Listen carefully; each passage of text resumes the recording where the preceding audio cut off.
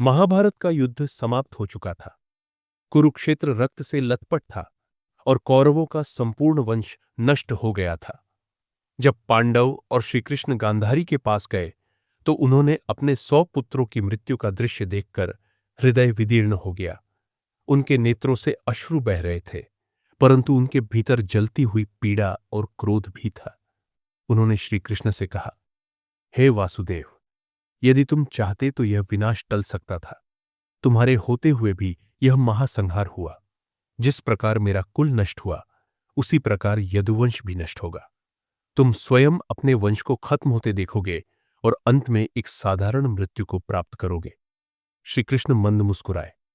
वे जानते थे कि यह श्राप भी उनकी लीला का ही एक भाग है। समय बीता और गांधारी का श्राप सत्य सिद्ध हुआ। जब द्वारका में यदुवंशियों ने मद्यपान कर लिया तो उनके बीच आपसी कलह शुरू हो गई। वे एक दूसरे को मारने लगे और देखते ही देखते संपूर्ण यदुवंश नष्ट हो गया।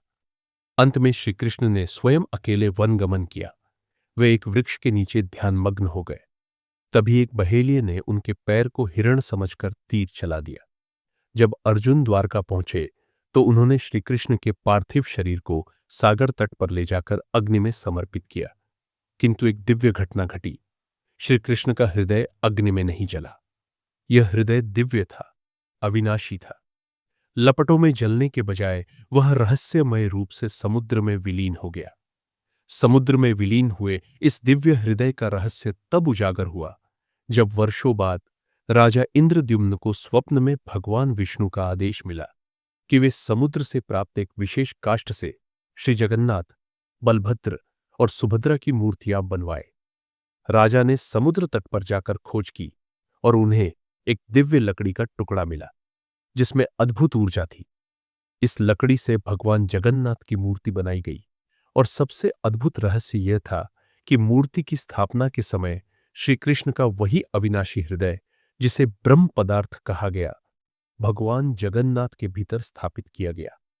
आज भी जब जगन्नाथ मंदिर में नवकलेवर संस्कार के अंतर्गत भगवान की मूर्तियां बदली जाती है, तब केवल एक विशेष पुजारी दैत्यापति आंखों पर पट्टी बांधकर और हाथों में कपड़ा लपेटकर इस दिव्य ब्रह्म पदार्थ को मूर्ति में स्थानांतरित करता है।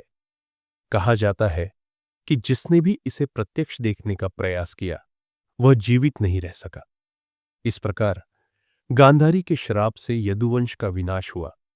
श्री कृष्ण ने अपनी लीला समाप्त की और उनका दिव्य हृदय जगन्नाथपुरी में स्थापित होकर युगों युगों तक भक्तों को दर्शन दे रहा है। जय जगन्नाथ, जय श्री कृष्ण।